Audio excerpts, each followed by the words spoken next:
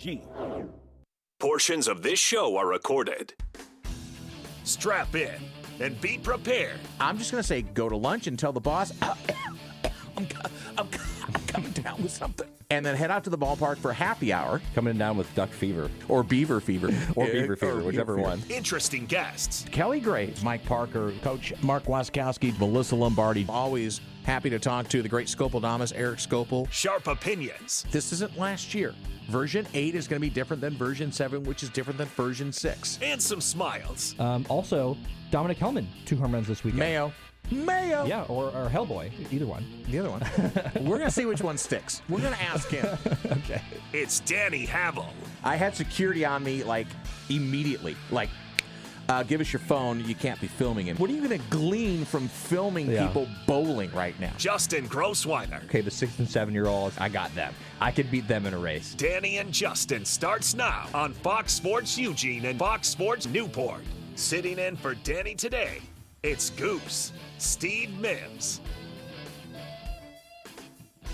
Welcome into the Danny and Justin show on Fox Sports Eugene, Fox Sports Newport. Yes, one more day filling in for Danny, who is over in the high desert and doing things you do in the high desert, like buying boots, which is what it sounds like Danny's been doing. Justin, good to see you. It's a Friday, end of the week. I don't see you with any cowboy boots. I don't have any cowboy boots, but appreciate you having me in. No, I've got my Air Jordan 1s on, which I always love. What do you got on? I got Hey Dudes. These are old man shoes. Don't worry. You got 20 years till you got to wear Hey Dudes. Don't worry about it. These are I don't have time to tie them or to do this, and I'm just kind of old and wearing Hey Dudes. Yeah. But I don't have any cowboy boots. So it I sounds don't either. If you're going to buy cowboy boots in Oregon, Bend would be the place to do it. I mean, maybe like LeGrand or Pendleton or one of those things. But clearly... Sisters, Oregon. Yeah, Sisters would be another good spot. Maybe that's even where he got him because he's over there in Bend. But, so a Danny-free show, and we'll take you into the weekend here. And we've got a lot to chat about today. We are going to chat Oregon football, Oregon women's basketball in the first segment. Saul Galvan, who is the voice of Oregon softball, is going to come on and join us in the second segment to talk about the Oregon softball series against Iowa. And in the last segment, we are going to be making our Final Four picks. And there's been some interesting news out of the Final Four that we'll get into, too. But it looks like Tommy Lloyd will not be the head coach at the University of North Carolina. He's going to stay where he's at. So to kick it off, and we chatted about this yesterday when we came on. It was a big Cooper Mullins day putting Oregon down 10-0 in baseball. And Cooper Mullins is back at it. He's the DH again. He's 1 for 2, and he has a double. And as we get into it now, Oregon is in the top of the fourth, down 1-0 to Michigan. A lot of time left. But goodness, we're looking now at 19 scoreless innings in a row. They got shut out by Portland on Tuesday. Got shut out in only 6 innings, I think it was yesterday, and they're down 1-0 now. So we'll see if Mark Wasikowski's group can get it going. But again, I'm kind of like the Oregon athletic director. I'm a little biased towards Cooper Mullins. He's a great dude, a Marist kid, played for the Drifters. I got to know him, wrote some things about him, and so glad to see his success. But it's coming at the cost of Oregon as it's 1-0 Michigan in that one there. So. We are going to do a lot of Oregon here in the first segment, and I want to start off with, Justin, Oregon basketball got a big signee today. Oregon women's basketball. Sorry, women's basketball. I didn't mean to alert people there. Wait a minute, everybody's waiting for the men, but the women had a big one today, and this was cool. The Oregon women today got a verbal commitment from KK Holman, or Kennedy Holman is her name, Kennedy Holman. She is from Indiana. She was committed to Florida. And Florida changed coaches there a week ago, so she went back in the open market, and she is committed to Oregon. She is a 5'10" point guard from Fishers, Indiana, and folks, she is a Oregon legacy, as her mom, Lisa Boyer, was a Duck. Not quite when I was in school, a little younger than that, but when I was covering the Ducks, Lisa Boyer, and she was part of, Jody Runge had a large Australian contingent. She had a great kind of Australian pipeline. Lisa Boyer was part of that. And there was a picture on social media of her with Kelly Graves when she was very little, which would have been, I have to think before, Has Kelly been here for long enough to where she could have been like 3 years old in his arm? I don't think she was 3, but she was probably like 6 or 7. Maybe that was, and so that would have been, okay, so that must have been maybe one of the early Kelly Graves years she was here. He looks exactly the same, by the way. He does. Kelly Graves, the big kahuna, has not aged in the last 12 years. In the last 15 years. He's looked the same. But, and Eric Scope wrote about it. So Kennedy Holman, her mother is Lisa Boyer, who played at Oregon in the 90s. So, yeah, that would have been right after I was in school, but kind of when I was at the Register Guard covering it. And she's still amongst the top assist and steals leaders at Oregon.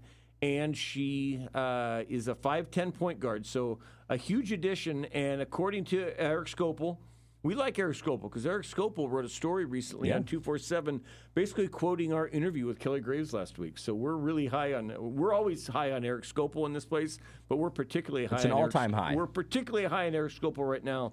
But she becomes the third commit to Oregon. So Oregon right now has Brooklyn Haywood. So Brooklyn Haywood's from Union High School in Camas, Washington. She's 5'7", kind of a combo guard. Then they've got a 6'4" center, Amelia Kristevsky from Sierra Canyon in Chatsworth, California. Nailed it. Do you know the most famous graduate of Sierra Canyon? It sounds really familiar. I know it's not. His first name's Bronny. Okay, I'm about to say, you know what's so funny? I was like, I know it's not LeBron, but I was thinking LeBron for some reason, so that totally adds up. So Bronny. Yep, so she went to Bronny James High, a.k.a. Sierra Canyon, and down there. And now Kennedy Holman, who can't sign yet, she's just committed, but she is from Hamilton Southeastern in Fishers, Indiana, and she's a 5'10" point guard. So we got a 5'10" point guard, a 5'7" combo guard, and a 6'4" center, all as part of Oregon's recruiting class. And again, according to the great Scopel Damas, Oregon's women's basketball class is currently number 8 nationally for 247 Sports.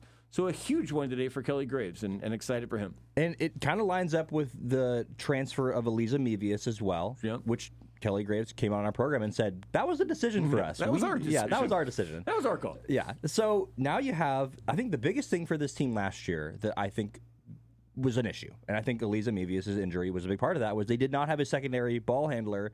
Esther Tuhina filled in admirably at times, but they didn't really have anybody that you could get the ball to and say, go get us a bucket for 10 minutes, where Katie Fiso was just the entire game. I think she tried to, at points, kind of do the LeBron thing where she'd get her teammates involved early, and then there'd be a point in the game where she'd be like, all right, I got to get to the basket every time. So I'm really interested to see how it's going to play out now, where you add 2 potential ball handlers with Katie Fiso, one of which being a combo guard in Brooklyn Haywood. Maybe they start those 2 players together. I think it'll be interesting to see with the freshmen, obviously. But I think it's really important to have those 2 extra ball handlers, and you're getting some size. I think that was another thing where this team, you went from Filipina Che, who was that true post, and then last year your tallest player was basically 6 foot with Muhammad. With really. I'm forgetting the roster off the top of my head right now. Atute, really, I think was their biggest player, quote unquote. Maybe not their tallest player. Muhammad obviously was their 6'4", but she didn't really end up playing very much, and neither did Sarah Rambis, nearly as much as I thought that those 2 players would. So ultimately, you had a 6-foot player that was sort of your quote unquote biggest player. So that's going to be big, I think, to actually add some size. And they also have Mallory Heyer, I believe it is going to be returning from, I think it was an injury that she transferred in last year from Minnesota, didn't end up playing. So they're adding a little bit more size. They're adding a little bit more ball handling. So I like where this is going. Yeah. I had said about Katie Fiso, I wish that she could have had that Sabrina role to where Sabrina had Maite Cazorla. So Sabrina was more than capable of being on the ball, and she could, but also you could play her off and have a point guard to run it. And I felt like a lot of times when the turnovers were piling up this year for Katie Fiso, I thought, man, if she could just be not the primary ball handler, but be a ball handler in that Sabrina way, but have a Cazorla. So I think this is exciting that maybe there's a couple people in there coming in to be able to do that for her. And I'd love to see Katie have more, not have to be kind of the full-time point guard, but to be able to be on the ball, but also be off ball at times and not have to have the ball in her hands quite as much. Right, and I'm forgetting her name as well, but there was the USC transfer that final year who was kind of that same Maite Cazorla-ish role. I forgot her name. Yeah, Moore. More, yes, that's right. And so and then you had Chavez off the bench, I believe, at that time too. Taylor Chavez. Yeah, so they had 3 ball handlers kind of at any given time. So I completely agree with you. Where there were just sometimes where there was just too much pressure on Katie Fiso, and I think she got legitimately just tired at the end of games because of how much work she had to do, and you could kind of see it coming throughout the game. Where you're like, man, she's not going to be able to have energy by the end of this game if she keeps doing what she's doing in the second and third quarters. Yep, no. So a huge addition today for Kelly Graves. And let me say also, Kelly was on last week. Again, Eric Scopel wrote a story about it, and we appreciate that. But and I told you and Danny after the interview, that was about as honest as you're going to get a coach these days talking about them. And he said, hey, we're not the wealthiest program in the country, but we can build some relationships, and we have some money. And I think this shows, again, somebody who's committed to Florida. Florida changes a coach. Kelly Graves comes in, and maybe there were other schools offering more, but with the parent, the addition of having Lusa Boyer, who was her mom, there, I think maybe if there's a little, hey, maybe some schools are offering a little bit more, but hey, is this a better experience for us? And I think to have the number 7 recruiting class in the country with, again, nobody's ever going to say Oregon's poor. Oregon's got money, but I don't think Oregon's in that UConn, South Carolina, UCLA range financially. So for Kelly Graves to currently have the number 3 or number 7 recruiting class in the country, I think is a really good job, and we'll see kind of what he can bring in with the portal. But I'm excited to see kind of what the Oregon and I think, as we've talked about with the men, we're kind of uncertain right now. What's this thing going to look like next year? I feel like we can feel pretty confident right now that, assuming maybe another player or 2 come in, there's not a whole lot more need as long as the others stay. And hey, Kelly said to us too, hey, some of these players tell me they're coming back and they don't. So we'll see if anybody unexpectedly goes in. But if the folks that are coming back come back and the recruits come in, and then maybe you add 1 or 2 in the portal, I think this is a preseason top 25, if not maybe a little higher than that next year. I agree. I think that this year they never, I think, actually got in the top 25, but they must have been in that 26 to 35 range, basically. Yeah. So I think that this is a team that looks like it's going to go into the right direction. I do think one of the things about this Oregon program that's really interesting, because you talk about how there's certain programs that are definitely more well off than Oregon. And I have this great graphic in front of me, and it just shows all the Final Four teams from 2026 to 2016. And there's not that many teams on that list. It's a lot of the same ones. It's a lot of UConn. There's a lot of UConn, South Carolina, yes. and then there's there's a couple years of Stanford, there's a couple years of Iowa, but there's on that list Oregon. Yeah. Oregon's on that list. There's really not should be on there twice. They should be on there twice. I completely agree. They would have been in there. I say they would have won a championship. We'll never know. But I just think that if you look at this program, and obviously there is not necessarily the money of a South Carolina or of a UConn, but if you want to go and be at a program and you're willing to take a little bit less, you want to be with a really good head coach, why not Oregon? Especially as a point guard. I mean, this is a guy who's put out Courtney Vandersloot and pretty good, and Sarita Ionescu and Mike Azorla and a few others. So, you know who else is on this list? Who? Oregon State, 2016. Yeah, okay, one. I thought we were talking multiple Final Fours, but yeah, no, you're right. They were in there, and you know who was on the list the last 2 years? Same 4 teams. Yes, very correct. And I'm looking forward tonight, actually. There'll be some interesting games. That Texas-UCLA game I look forward to, and the UConn South Carolina one. So, some teams that Oregon played in that one semifinal. Correct. All right, speaking of recruiting, let's move over to football. 4-star edge Rashad Streets has committed to Oregon today. He is a 6'4", 230-pound edge from Raleigh, North Carolina. Picked the Ducks over Alabama, Ohio State, and North Carolina. So a big addition for the Oregon football team today as they add another edge. I know Dan Lanning, who would be your football coach, not Dan Patrick, thank goodness. I'd rather have Dan Lanning than Dan Patrick as my football coach. But he was on the Pat McAfee show today, like right after that. McAfee had. I didn't see this. Yeah, McAfee had Streets on. Streets Commitment came on the McAfee show. And then they brought on Dan after, and he said, great day to be a Duck. So kind of like the KK edition for Kelly Graves. They can't call that a signing yet. It's just a commitment. But a nice one there. Again, 4-star edge. And he joins them, which is exciting for Oregon to get another recruit. But getting into this year's team, there was some unfortunate news yesterday. Oregon freshman Tony Cumberland has reportedly, according to On3.com, sustained injuries in a car accident and will not be practicing the rest of the spring. So that's a bummer. Cumberland's a guy that local fans have gotten to know. He was an Arizona star as a sophomore, committed to Oregon, came out to Willamette High School, played the last 2 years at Willamette High School, stuck to his commitment to Oregon. I think he was a 5-star. And depending on the service, Yeah, depending on that. So a bummer that a car wreck, we hope, that he's okay. And it sounds like that done with the end of the spring part. And look, a true freshman. So if that ends up carrying something over to where he has to redshirt, I think you got a guy who's got some extra time there. So that would be fine. But a bummer. We wish the best to Tony Cumberland, and we hope that he's doing well. But that was some unfortunate news that he was in a car wreck and is going to be done for the spring. I think the thing to me that's obviously his health is the most important thing. But the most unfortunate football part of this is the fact that he came 2 years ago very specifically wanting to come to Oregon. Mm-hmm. This is a guy that had a plan and played the last 2 years at Willamette. And, of course, we detailed that pretty extensively here on Fox Sports Eugene and Fox Sports Newport. But that was all a plan to basically get him accustomed to being here and to get him ready to go for whenever it's his time to go play at Oregon, that he was going to be ready. And so it's unfortunate that when that time comes, that this injury comes, and now all of a sudden that he has to wait, and whether or not it's going to be a full season thing, we don't know. We don't know almost anything, I think, right now. But the fact that he's going to be missing at least sounds like the next month, because that's how long the spring practice period is, and they said that he's not going to be there. So I think it's really unfortunate. Obviously, you want him to be healthy. It could be some sort of whiplash, like who knows what this is. But it's just really unfortunate that he tried obviously so hard to be ready and to get accustomed, and then the time comes, and then this freak accident happens basically. And then obviously graduated from Willamette early to be able to be there in time for the spring football. So it didn't happen there. It's funny, I was talking about Rashad Streets, who is the Oregon commitment.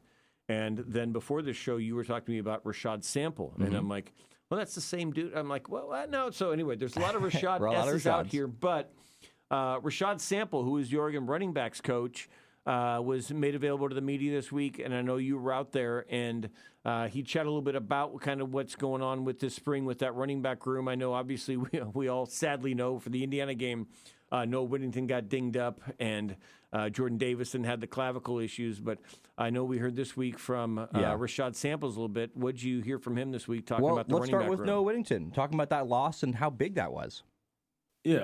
Yeah, well, the honest truth is, whenever you lose a guy like Noah Whittington, like, you can't replace that, right? So first of all is being honest about, like, that's a guy who's been in this program forever, who's a grown man, who understands the on and off the field expectation, understands the film. That Noah was the first one in the building every day. So just meeting those guys where they're at first and bringing them up. Also, we've brought a veteran guy in the room with Simeon Price, and he's been amazing for the room already. He's kind of filled a little bit of that void, but also the young guys have grown up. I mean, D'Air's grown up. He speaks more. He talks more. Jordan has grown up. Like, those guys didn't say a word last year. They just were happy to play football. Now those guys are talking, and you add Simeon. So that you do it by committee. There's a group, more of a leadership group than there was a leadership guy last year. And I think the biggest thing for those running backs last year, Jordan Davison and D'Air Hill Jr., was we had no idea that was coming. That's kind of the beauty of college football, is that you got guys and the recruits, and maybe Rashad Streets will come in and immediately be an impact player, but you just really never know. And so D'Air Hill Jr. and Jordan Davison come in, and they basically are football babies, essentially. Mm-hmm. And so there's a great quote here from Rashad Samples talking about these two guys, and they didn't really know anything. Growth, They did that last year and really didn't know what they were doing. They're going through the maturation process. They're growing. They have to understand who they are as players, understand their strengths and weaknesses. They were operating off of pure talent last year. They've gotten the film more, in the film room more. They understand the game, conceptually what we're trying to accomplish, the moving parts of the offense, different spots. So, just growth. They should be key parts of not just the backfield, but our offense. So let's continue on with D'Air Hill Jr., I should say. And he has a great quote about how it is playing underneath Coach Sample, and it sounds like it's not always fun all the time. Yes, Coach Sam can be very mean at times. Some of the new guys that have came in already has asked me the question, was he this hard on you too? And I just smile. It's just like, yes, he really is. You wouldn't be here if he wasn't hard on you, and he just sees so much potential in us. he pushes us to the max. He pushes us out of our comfort zone, and that's what we want. It's a great talker. I'm glad that Rashad said that he's talking more because, man, that's a guy who certainly talks and knows what he's doing, and great to hear that. It's interesting you say that, though, that last year right now, if you and I were doing this show, we'd be talking about Mekhi Hughes is the Oregon running back, man. They spent three-quarters. I'm sure we did. I might have been in on a couple of those days. Hey, they spent $750,000 on this guy from Chile, and that's the running back. And there's a couple of freshmen, a guy named Jordan and a guy named Dier, who maybe were maybe they'll fill in on some third down type things. But that's kind of what tells us. Now we know. I mean, I think when you bring in a transfer, and clearly that's why Mekhi didn't play the full 4 games and transferred out to have another year, and is now I think at Texas Tech or Texas A&M or one of those over there. But it's cool. And now I mean, hey, I think if we have that discussion this fall and we say, hey, it's going to be Dier Hill and Jordan Davis, we know it because the Oregon coaches have now seen those guys in the offense. With Mekhi, it's kind of like, hey, he's came in, just as unknown to this coaching staff and this offense as the other two, and it turns out the freshmen were better and Mekhi went somewhere else. But I think we can feel pretty good going into the fall that they got the 2 guys they need. They do, and I would say that the depth this year is still very good, but probably a little bit less than last year. You had a guy like Noah Whittington that was just like, you just knew what you were getting out of him, and you kind of know what you're getting out of Dier and Jordan, and they're going to bring back Dink, so Dewan Riggs is going to be back, and they also have Tredarian Bell, a couple other guys. So they're talented still. It's obviously running backs are the type of position where I don't think you have to be like a senior or anything like that to make an impact, obviously, based on what we saw last year. So I think it's a super exciting room, and you have the Thunder and Lightning, and I'm interested to see what Tredarian Ball is going to do. I think he's probably going to be the guy that makes the impact as that third guy. Riggs, obviously, as well, is another guy that's had a lot of success whenever he has made appearances. So, it's funny how the way it worked out with last year, and you mentioned Indiana, and all the running backs were basically injured, except for, I think, Dier, and then they said that he was like half speed even during that one. Right. There, so, so really great room. Sounds like coaching or learning under Rashard Samples at times can be a little bit tough, but that's what these athletes want. That's why you come to Oregon. You want to go and be an NFL player, and right now it looks like they've got a couple guys that might go in and be NFL players depending on how things turn out. Yeah, and you'll notice they didn't get a Mekhi Hughes this year. There was nobody. There was no big transfer. It was like, Houston, hey, I'm going to go to Oregon. It was like, I'm going to Houston. There you go. I think any transfer running back looked and said, those freshmen looked pretty good last year. I think I'm going to go try to find some place where I get an opportunity. So. All right, update on Oregon baseball. It is still 1-0 Michigan. We are now in the top of the 5th inning, and Oregon softball is getting ready to tip it out or throw out the first pitch. Sorry, my basketball mode here against Iowa. So we come back. We're going to have Saul Galvan. Saul is he's the voice of Oregon softball. He's going to come back and chat with us about the Oregon softball team as they head into a weekend against Iowa. This is Steve Mims. I'm filling in for Danny. You're listening to the Danny and Justin Show on Fox Sports Eugene and Fox Sports Newport. Welcome back into the Danny and Justin Show. This is Steve Mims filling in for Danny, and we are going to pivot a little bit now to Oregon softball. Although actually Oregon baseball just tied the Michigan game 1-1, so an update there. It's nice when we can have like live updates in the middle of a 1-hour show. We don't get too many, especially. And actually, I don't know if you saw, but they moved. I think tomorrow's baseball game has been moved to 8 a.m. Pacific. They moved it to 8? I think to 8 a.m. Wow. Pacific. Because it was at 9, right? Yeah, it's and then tomorrow. I think they moved. I wonder why. Yep. So nothing big going on for Michigan sports tomorrow. Oregon baseball. Hey, we can play whenever. And they're like, no, we got some fans that want to see something else. So good on that one there. All right, but Oregon softball. Oregon softball is taking on Iowa. The Ducks 26-9, 7-2 in the Big Ten. Taking on Iowa, which is 21-13 overall, 5-7 in the Big Ten. Series that if you're an Oregon fan, you would hope that you could sweep, expect to win the series, and see from there. I know you chatted earlier this week with Saul Galvan, and we'll run that interview here, but just kind of what's your thoughts on Oregon heading into this series against Iowa? Well, it was interesting last weekend. They won a bunch of games in a bunch of different ways.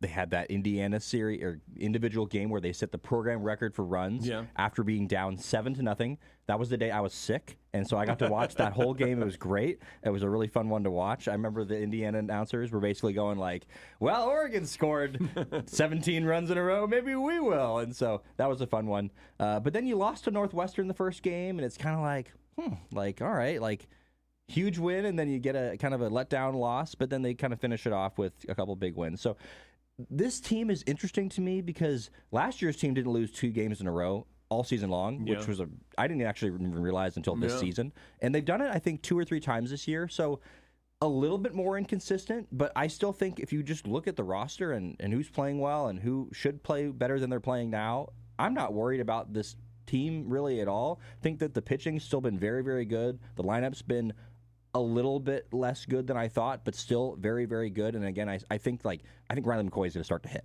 She's hitting 150 right now or something like that. I think she's going to start to hit. So overall, feel very good about this Oregon softball team still. But let's hear what my conversation was like with Saul and his thoughts on this team. And now joining me on the Oregon Man Clinics hotline at 541-343-5673 is Saul Galvan. We call him Silk. He is a native Chicagoan, which, of course, I love, and the voice of the Oregon softball team. Saul, you've been experiencing the grind of the season right along with this team, I would say. Last week, you were home in the Midwest as the Ducks took on Northwestern in Indiana, where they set the program record for runs. That was pretty exciting. What has this grind been like for Version 8 and for you so far this season?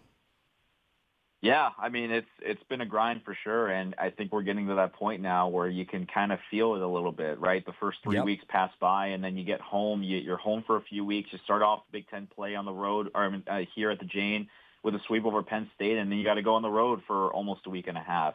That's something Oregon hasn't done yet this season. Even the first 3 non-conference series, they were still coming back home after each tournament, and then had to go back on the road, so they still had a little bit that chance to come home and reset, hit the reset button a little bit. But over there on the road, you're out there for almost 2 weeks. You know, you're sleeping in hotels. You're trying to adjust the practice schedules. You're on the bus a lot. It's definitely different right now, but I think they handled themselves well, coming home with 5 wins and 5 really good wins, I should say about that. Like, those are 3 really good teams in the Big Ten Conference right now, and I think given the 2 games that Oregon wasn't able to come away with wins, they still learned a lot about themselves as a program, and it felt like kind of a building block for the rest of the road trip and even the rest of the conference tournament as well. You obviously want to win every single game, but sometimes that's not the reality of it. And I think this team knows that they're not going to win every game, but it's more important about how they respond, how they make the adjustment to take the series. And obviously Oregon did that in both the Purdue and Northwestern series by making the adjustments and ultimately taking series number 10 and 11 in Big Ten era. So I want to know what your biggest differences are between version 7 and version 8. But first of all, I can't believe I almost forgot about this before I got to this point of the interview. That last game at Evanston, can you just talk a little bit about the way that went down? That game, the way that it ended and reverting back to the 6th inning, brought a lot of attention to that game, and people were kind of blaming the Ducks, which I think was kind of ridiculous because the coaches agree on the starting time of the game. But can you kind of just talk about the way that went down, because that was a very odd situation? Yeah, it's definitely one of the more unique finishes that I've had the chance to watch. I think a lot of us up in the press box also kind of shared that testament, and it's unfortunate. Even Coach Lombardi said after the game that you never want a game like that to end, especially because of the point of where the game was at, right? Northwestern, was kind of had an opportunity, and then the time just hit 3:00 in the Central Time, and then the game just had to end, and it was unfortunate because Northwestern was a packed house that day, and obviously a lot of their fans weren't happy. But I think even Oregon too wasn't happy, right? Even though it did work out for the Ducks, you never want a game like that to end, and you can kind of feel that in the dugout when they were coming out and just saying, hey, like we wanted to finish that one. We wanted to earn that win by getting the final out. So it's really unfortunate, and a lot of, like you said, there was a lot of intention around it, but it's just one of those things in sport that kind of come up, and coaches try to make the adjustment early on in the series. If they know that might be an issue, then they'll maybe move up the game time a little bit, or see if they can move the drop time back. But it's just kind of reality of the Big Ten. You have to have that drop time so teams can make their flights. And unfortunately for the Ducks, it did work out for them, and unfortunately for Northwestern, time just ran out on them. Yeah, I think unfortunate is kind of the perfect word for it. And yeah, the Big Ten schedule and teams having to go across the country, teams like Oregon coming to the Midwest, which you and I know by doing that a ton of times, that is not the easiest flight to do. So, you got to have those things sort of planned out. And unfortunately for this game, it didn't quite work out. But kind of like I teased earlier, this team, I'll see a lot of same faces from version 7 into version 8, but this has been a very different team, and I certainly think some of the transfers that have come over have made big impacts. Some of the players, the younger players that were really, really good for Oregon last year, maybe haven't been quite as good as they were last year early in the season. That doesn't mean they can't get to that level, but overall, just kind of your thoughts on the difference between version 7 and version 8, because obviously some similarities with the roster, but it's a different year and different things happen. Yeah, you're right. It's two different complete teams, and I think last year, kind of similar to this year, has been one of the things that I've noticed is that they have kind of relied on a lot of their veteran players, even some of those freshmen that are now in their sophomore year this year, right? I mean, you never want to consider a sophomore player a veteran, but after what they went through last year and going to the World Series and having all the success they did, in the first year in the Big Ten, I mean, that makes you automatically a veteran. That gives you a lot of experience that you can kind of take away and put towards this season. And even so, a lot of the transfers as well. You look at Elon Butler, you look at Amari Harper as well. I mean, those two have really stepped it up and kind of kept the Ducks, atop of the Big Ten standings right now.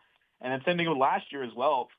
A lot of these new faces, right? Taryn Ho, the shortstop, she came in after the Mary Nutter and has started every single game since. Addie Amaral started one game in Northwestern, but Taryn's been tearing it up at shortstop, and even Amaral as well, starting to find a rhythm with the bat. It just feels like a lot of what happened last year, a lot of the characteristics are kind of similar. Now, it's obviously two completely different teams, and right, like you're going to have different components to a team. The pitching has certainly carried this team a little bit more than it did last year, but even so, the offense now, they're starting to find their spark, scoring that 24 runs against Indiana. That's a showing right there of when this team is firing on offense, they can do just that. They can put up the football-style numbers, and it's not going to come every single game. Sometimes you are going to have to rely on the pitching when it is a tougher team like Northwestern. And, for the Ducks, I just felt like they had a good blend these past couple of weekends of, when the pitching wasn't there, the offense was making up for it, and then the offense wasn't there, the defense was able to back up the pitching, right? You always try to make sure that all three cylinders, as Coach Lombardi says, that are firing during a game, because that's really when you get the more dominant wins and you get the wins that you feel like you can walk away with saying, all right, we didn't play perfect softball, but we didn't make as many mistakes as we would have made if one of them wasn't firing.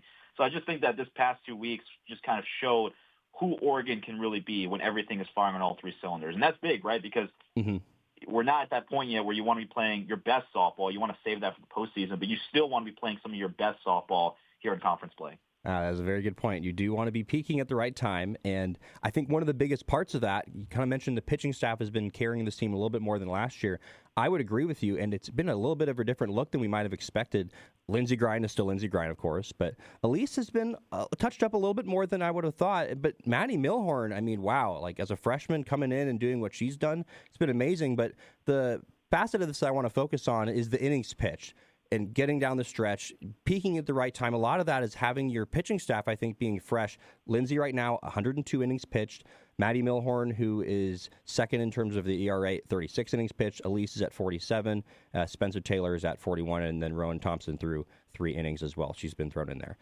Do you think that this team has done a good enough job in terms of keeping Lindsey fresh? Because obviously she's, when it comes down to it, she's your ace. She's the one that you're going to want to be in there in these big games. And last year she had a ton of innings. It was a career high in innings for her. So I think a big focus this year has been to try to keep her fresh down the stretch of the season. So do you think they've been doing a good job of kind of keeping everybody involved to kind of get your ace in that spot where she can be fresh down that stretch?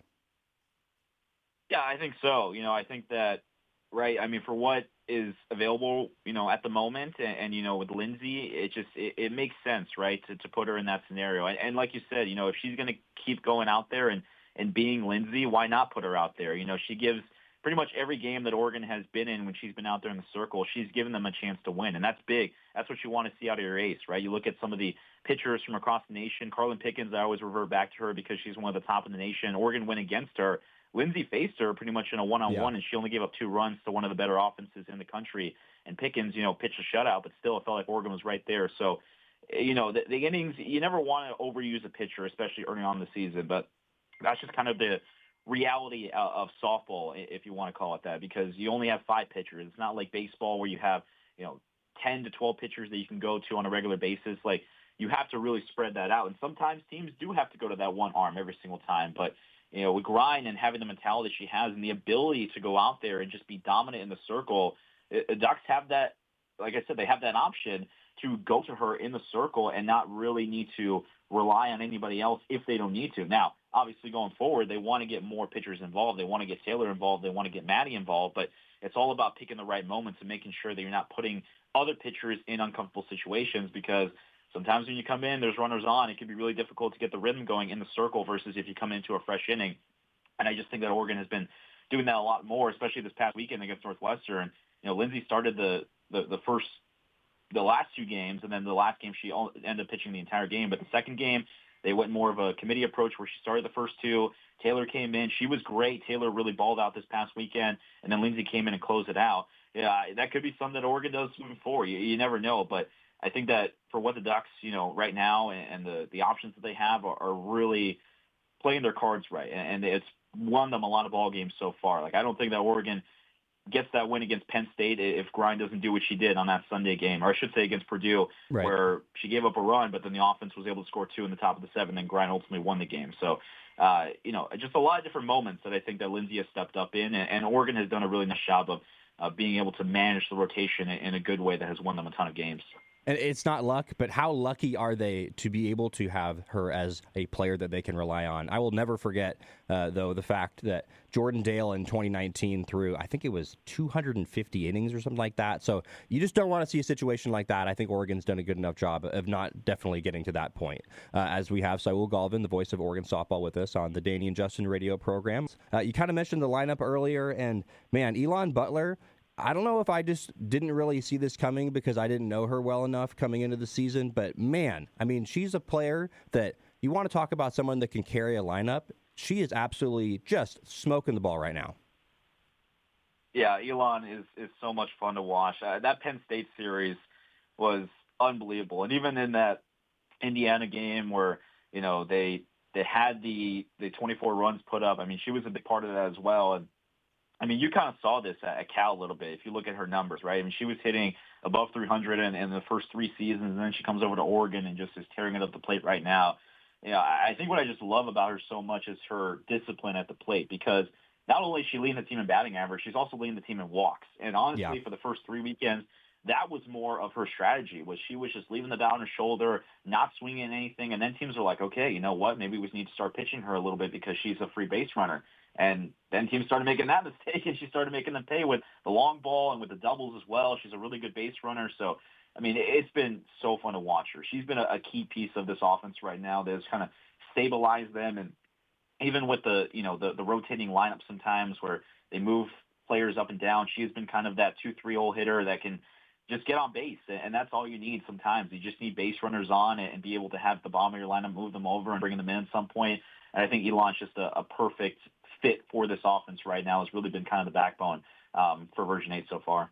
Yeah, a 522 on base percentage. She's getting on base more times than she is not. That is unbelievable. We'll see if that can last throughout the rest of the season. For right now, Elon Butler is just absolutely, she's not the only one, but playing absolutely great softball right now. As a team, and kind of just looking at the numbers right now, stolen bases, a massive part of last year's team. I think it's still a big part of this year's team, but maybe not quite as much. I'd love your thoughts on that. 41 attempts right now, 33 stolen bases. Definitely still in their toolbox, I would say, but maybe a little bit less than last year. Yeah, the stolen base numbers haven't been there as they were last year, and a big part of that, you lose Luchars and right. Nikki, and that's over 100 stolen bases. It's hard to replace that for any team, and that was kind of the identity for last year, right? But even this year, Coach Lombardi said it preseason, she's saying it now too, that the power is really what the identity of this team is. They're going to try to drive the ball in the gap. They're going to try to get runners on, move them over, and then bring them home on the doubles and the triples. And I mean, quite frankly, that's been more of what Oregon has been leading to. It's just getting good swings on the ball, keeping it in the yard, not necessarily hitting the home run, but just getting the ball to the outfield and just continue to pass the bat, right? When this team gets the bat going, I mean, it's hard to stop them. It's really hard. It just takes one or two hits to get them going, and then when they do, I mean, they are just on it. So even though the stolen bases, haven't really been there, like you said, it's still kind of an option, and they have a lot of speed and the ability to do that. on the base pad. So it could be something that maybe comes up later, closer to postseason play, and kind of have that extra element to their offense, or maybe not. But I think that right now Oregon is still winning a lot of games. Maybe that's something they haven't discovered yet, which I think should scare a lot of opponents right now. Yeah, it's almost an unfair comparison to last year's team because of what they were able to do and just how that team could turn a single into a triple, basically, with the speed that they had on the base pass. A couple more questions for you, Saul, as we're live on the Danny and Justin program. Iowa this weekend at the Jane. What are you hoping to see in that series? I think Oregon is just trying to get back and get back to the routine, right? We talk about the long road trip. Last year was a little bit different. They went out to Rutgers for just 2 games, but, you're talking about 7 games in the span of 9 days, and a lot of the players, right, they had to be used up for every single game. Lindsay, we talked about it. She pitched in every single game on that road trip. Like, that's a lot for a team to be able to do that and to come away with 5 wins. That's big. But now it's almost like you're kind of doing a checklist and hitting the reset button as we get into midway conference play, because the schedule is only going to get tougher, right? You got Iowa this weekend, and then you go out to Maryland next weekend, and then when you come back, you're home for a couple of weekends, but you have Ohio State, or rather Washington, and then Ohio State, which is not easy, and then UCLA to finish off the series. So it's going to be a challenging end to the year, but again, I think this team is starting to piece things together right away, and even when things don't work out, when they don't get the result they want, you could just see the fight right there. I think what was so incredible about this road trip was every win that Oregon had was in a different way, right? It wasn't just the blowout win. It wasn't the close win. It was the come from behind win. It was down early and then, end up setting a program record. It was the losing game 1 and then coming back and shutting out the team in game 2, right? You look at every single game and none of them were similar. And that's awesome for a team right now to go into the midway point of conference play and say, hey, like, we've won in so many different ways, right? Like, just because we were down early, that doesn't mean, we scored 24 runs when we were down 7-0. And then even in the other games, too, where they lost the first one and then came back and got the series, that's so big for a team right now to have that ability to bounce back, to be resilient, even when things are going their way, just knowing, like, hey, it's going our way right now, but we can't, play like it is, right? We have to keep going. We have to make sure we finish this out. So, heading into Iowa this weekend, I'm just looking for them to play complete, kind of, get back to the routine. It's going to be a nice weekend at the Jane, so hoping to see a lot of fans out there as well. And, I mean, this team is in a good spot right now, and I think they can kind of agree that there's some things that they have to clean up, but they are trending in the right direction and where they want to be come Big Ten tournament time. And I totally love the team still. Great program in terms of what Melissa Lombardi's been able to do. I have no concerns over what's gone on so far this season in terms of some of the ups and downs, but I just don't believe in what this team is and what they're doing. Just in terms of the seeding, though, in terms of looking forward and sort of where you want to go, though, do you think that this team still has the ability to host regional and potentially super regional, which they did last year? Obviously, that was because of some circumstantial stuff, but do you think that's still in the cards? Absolutely. No, and I think, like I mentioned, the tough end to the regular season, you have Washington, which is, they're still undefeated in the Big Ten play. That's going to be a big series to Jane. UCLA on the road, a team that Oregon got the series win against last year. And then the Big Ten tournament, which it's bound to be a pretty substantial piece into that postseason resume, because Oregon last year, right, they were on the brink heading the Big Ten tournament. Didn't go the way they wanted to. They lost to Michigan, who ended up winning the Big Ten tournament. So, you can kind of take a little pride in that, knowing that you lost to the team that won it all eventually. But I think that this year Oregon is going to be trying to respond in a good way for their second overall Big Ten tournament as part of the conference. And if they can get some wins here and there, they're sitting at 13 in the RPI, and obviously RPI is not always the telltale of what the standings are going to be, but it is a big factor. So if Oregon can stay in that top 16 in the RPI, they could have a good chance to host a regional. And then you get into the what-if scenarios. 1 seed drops here, and then you're the 11 or 12 seed. You end up hosting the super regional like they did last year. Anything can happen in postseason. That's the beauty of softball, is that anything can happen. But I think with this team right now, the belief they have in each other, they just know that once they get in, it doesn't matter what seed they are, where they have to go play. They're going to play some Oregon softball. Yeah, certainly plenty of opportunity left in the season, and that's all you can ask for. So hopefully our Cubbies pick it up this season. It's beginning of the Major League year, and hopefully they can kind of jumpstart their season. But I'm confident that this Oregon softball team is going to do some special things, and I know that you're going to be there every step of the way. So thanks for joining me today. I appreciate it, Jeff. Thanks. And there he goes, Saul Galvan, the voice of Oregon softball, and a dear Chicagoan friend of mine. So we'll have him back on soon. Oregon softball at 6 p.m. tonight. We'll see what they can do against Iowa. We'll take our last break here on the Danny and Justin radio program. After this break, we're going to talk about Tommy Lloyd. Goose and I are going to talk about Tommy Lloyd re-signing with Arizona, but it wasn't just that simple. So we'll break that all down after this break on Fox Sports Eugene and Fox Sports Newport.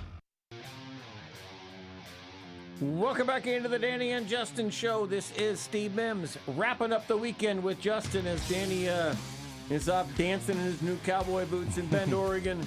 Appreciate Saul joining us there as he talks about the Oregon-Iowa series. Oregon baseball 1-1 in the 6th in Michigan. All right, Justin, news of the day was Tommy Lloyd. I was starting to think that, man, it kind of feels like he's either negotiating or he might be leaving, and it turns out he was negotiating. So Tommy Lloyd signs a new 5-year deal to come back to Arizona. I think it's great. I think he's a great fit for there. He's a Kelso, Washington, I think it is, kid. He's like a Tri-Cities Kelso kid. Yeah, was you at got it. Exactly. Gonzaga forever and Arizona. So I think he's a West Coast guy, and I'm glad to see that he went ahead and did that. So let's get into. We've got a couple minutes left. Let's get into some Final Four picks. Let's kick it off with the men because we only will have we can only do the Final Four because you and Danny will be in Monday and you can predict the final game. Mm-hmm. But let's start with the undercard, as I call it, the UConn versus Illinois game. I know which way you're probably going, and you know me and you have been on Illinois all year long. I've been kind of hesitating, but I'm sticking with my Illini. I'm Illini.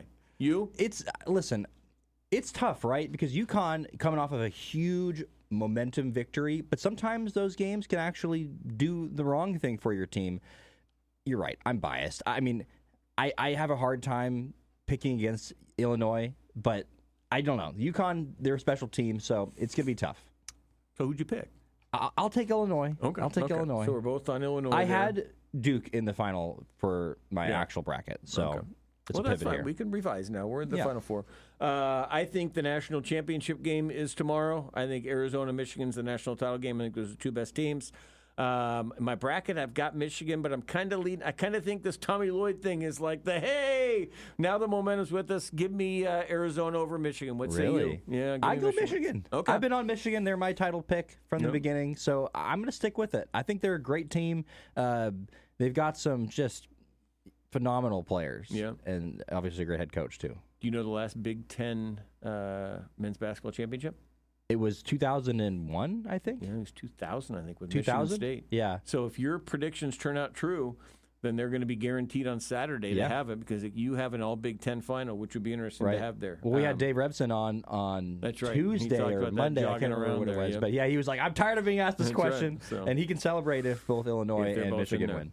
Okay, let's do women then. Tonight we've got the first game is UConn, South Carolina. Basically the programs, UConn, the program of the last quarter century, but the last two, the program of the last decade, UConn, South Carolina. I say Gino gets it done. What say you? I do too. It's so hard to pick against UConn. Yeah. It's just so hard not to pick them. And then on the other side, this is one that's interesting. We saw both of these teams against Oregon. There's just something about this Texas team. They're just shooting so many more three-pointers now, and they're making them, and that's been such a big part of their team.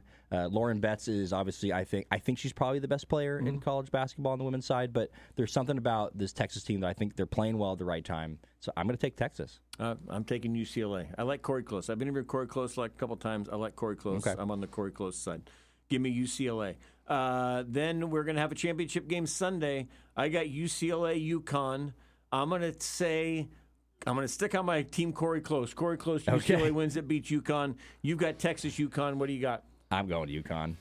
I'm just going to go UConn. Yep. I feel like it's an easy choice. You know, UConn has had at least a men's or women's team in the Final Four every year since like 2008.